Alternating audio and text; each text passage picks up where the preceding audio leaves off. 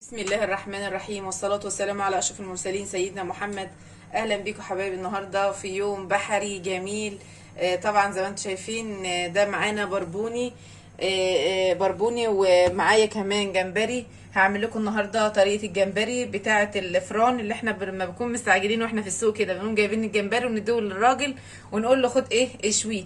طبعا بيشوه لنا مش ما بيشوش عادي، لا طبعا بيعملوا لنا بطريقه. طبعا انا عرفتها من الراجل اللي انا بشوي عنده بصراحه في الحلقه، حلقه السويس.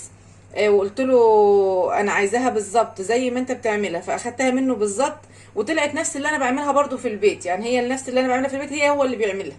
وطبعا هنقلي معاكم هو ان شاء الله البربوني، واقول لكم ازاي هنقليه بطريقه ان هو مثلا لما يكون عندك سمكيه صغيره زي كده تعرفي تداويها وتعرفي ايه تظبطيها مع بعضها. البربونه يا حبايبي ما بتقلاش الواحده بوحدتها، لا بتشبك ثلاثه مع بعض.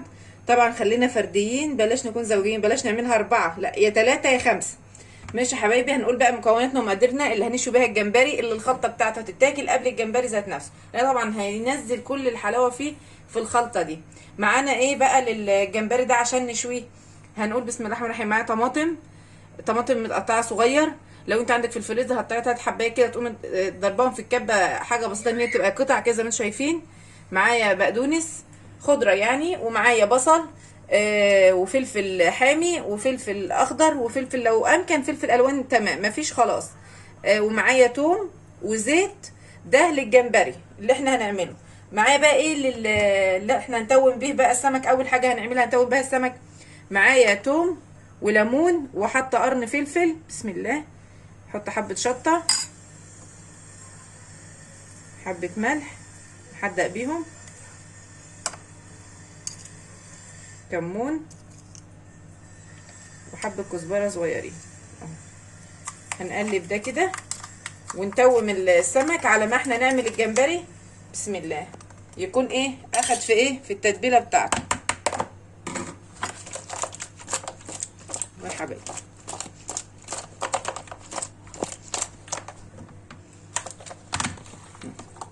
دعكوا كده بالراحه عشان خاطر البربوني ما بيبقاش ايه مستحمل. اهو يا حبايبي زي ما انتم شايفين كده دخلنا كل التوابل فيه. التنطيره اللي بتعمليها كده اما تنطقي ال ال البربوني اهو يا حبايبي. بصوا بيخش جواه كل حاجه ازاي. ده كده خلاص جاهز معانا ان احنا هنقليه، بس هنقعده في التتبيله دي نص ساعه. عايز قعده اكتر من كده براحتك، واهم حاجه تكون ظابطه الحدق بتاعه. هنعمل بقى الجمبري ازاي يا حبايبي؟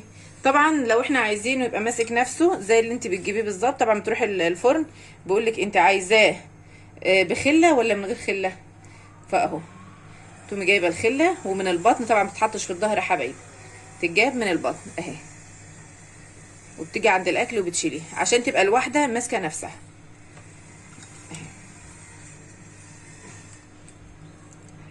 نعملهم بقى.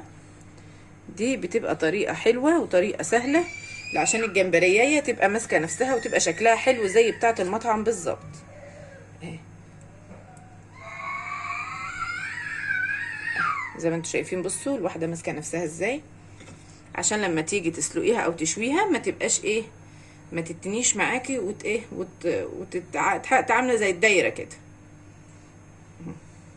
طبعا مش هعمل الكميه كلها، انا بس حبيت اوريكم. ده لما يكون جاي لك ضيف مثلا ولا حاجه وعايزه تعملي عزومه ويكون شكلها حلو، بتقومي عاملاها كده وبعد كده بتقومي ايه مطلعه الخله دي منها كده. خلاص يا حبايبي، نقول بقى ايه نعمل الخلطه دي. بسم الله. جيب البصل ومعاها البهارات. اسمحوا لي بقى اشتغل بايديا. انا بحب امرط البصله كده، بصوا بتطلع ريحه جميله قوي اهو، ريحتها جميله قوي قوي بجد اهي. نحط بقى الفلفل. الفلفل ما بيدعكش، ده فلفل اخضر وده فلفل الوان، فلفل حامي وتوم خضره، طماطم. هعمله لكم النهارده ان شاء الله في طاجن. بسم الله. بصوا الخلطه. عارفه الخلطه دي كمان لو عملتي بيها سمك بتبقى جميله قوي اهي. بسم الله. حط زيت بتاع فنجان زيت كده بصي هيعلي معاكي طعم الحاجه بجد. هنيجي بقى هنا كده. بصي حبايبي، احنا هنا فارشين ورق فويل، لو انت مش عندك براحتك خالص اهي كده. جايبين بقى نحط برضو في الطاجن بتاعنا.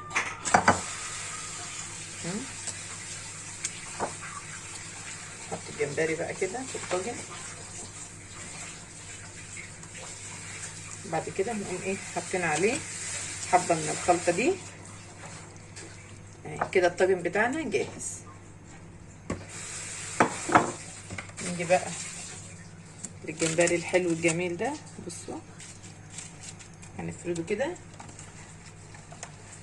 بسم الله الرحمن الرحيم.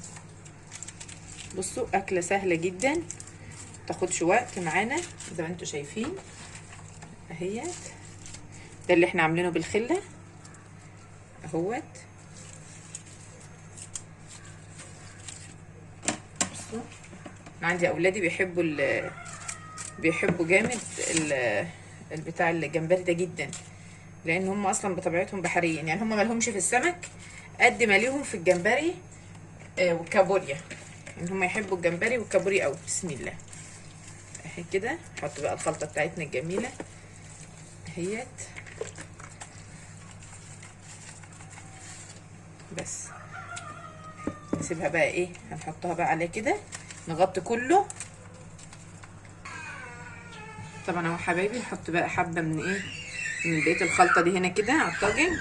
وبصوا الميه دي بقى تدي ايه طعم جميل قوي للجمبري. احنا طبعا لما هنشويه مش هنخليه يا حبايبي ينشف، الجمبري مش ان هو ينشف، تمام يا حبايبي؟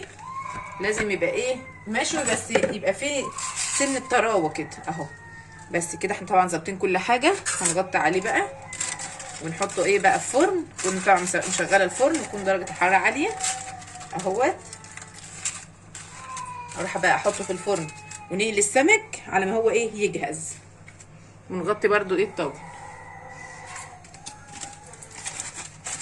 غطينا الطاجن برضو اهي. طريقه بصوا سهله. نحطه بقى في الفرن يا حبايبي ايه، وارجع لكم بعد ما يستوي. انا حبايبي زي ما انتم شايفين احنا خلاص غطينا على الجمبري بتاعنا. لو عايزه تديله التقليبه من فوق ولا عليه الفرن من البوتاجاز من فوق، بس انا بقوم حطاه على العين من تحت خالص، على الفرن من تحت خالص، على ارضيه الفرن، ياخد مجرد غلوتين. بعد كده اقوم رافعاه لفوق يستوي معايا. هو مش هياخد وقت. تمام يا حبايبي؟ نروح بقى نحطه وايه وارجع لكم بعد ما يكون جاهز. بصوا حبايبي زي ما انتم شايفين، بصوا اتحمر ازاي، بصوا الجمال والحلاوه اهي زي ما انتم شايفين كده. بصوا لازم انا بحب اسيب فيه شويه من الصوص بتاعه عشان تبقى الجمبريه معايا تبقى طريه ما تبقاش ناشفه اهو. طبعا ده بقى ايه انا حمرته زي ما انتم شايفين كده.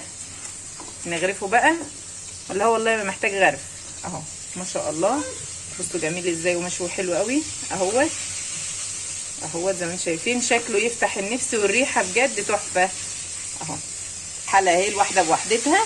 طبعا الخله اللي فيها ايه ماسكاها اهي اهي. هتقوم مش عايزه تشيليها كده حبايب. خلاص كده معانا السمك جهز اهو زي ما انتم شايفين. وانا حاطه الدقيق بقى، اقوم حاطاه في كيس لان ده سمك صغير. بقوم عامله كده اهوت. بصي بقوم جايبه كده اهو عشان بقى ايه، عشان اشبكه في قلب بعض.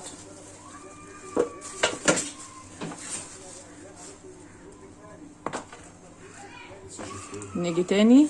طبعا ده بقاله اكتر من ايه من نص ساعه اهو في التتبيله. الرز بتاعنا استوى، والجمبري شيلته من على بتاع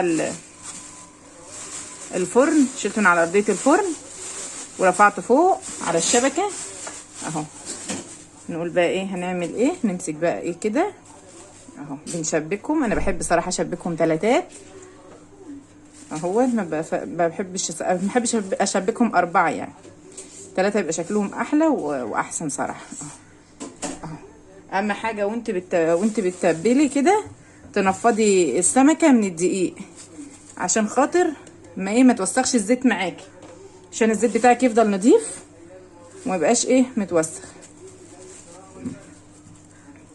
طبعا زي ما انتم شايفين يا حبايبي انا دلوقتي بعمل تومه للبربوني بتاعنا عشان هنعمله بالخل والثوم اهو، زي حمامه كان الله يرحمه بيعمله اهو كده. خلاص بالخل اهي تغلي غلوه ونقوم ساقطينها اهو زي ما انتم شايفين يا حبايبي. زي ما انتم شايفين يا حبايبي خلاص حطيت البربوني، حطيت الخل والثوم. زي ما انتم شايفين يا حبايبي الجمبري بتاعنا الجميل اهوت ما شاء الله. زي ما انتم شايفين انا بحب اسيب فيه شويه صوص منه، بيبقى طعمه حلو بجد وتحفه. ودي البربوني اللي بالخل والثوم طريقه حلوه. لما يكون عندك بربوني بايت، انا حبيت اعمله عشان لما يكون عندك بربوني بايت تعمليه بالطريقه ديت، هتغيري فيه وهيبقى طعمه حلو قوي. طريقه السويسه الطحينه بتاعتنا الجميله اهوت زي ما انتم شايفين يا حبايبي. الرز بتاعنا الابيض، هي الاكله دي مش عايزه الا رز ابيض. ممكن الجمبري يتاكل معاه طحينه بالعيش، وممكن تاكليه بس انا عامله رز النهارده عشان في سمك بربوني مقلي اهو. طبعا ما تنسوناش بقى في اللايك والاشتراك في القناه. معاكم ام حور. لو عجبكم الفيديو عايزاه يعني يوصل لاعلى درجه لايك يا حور. لايك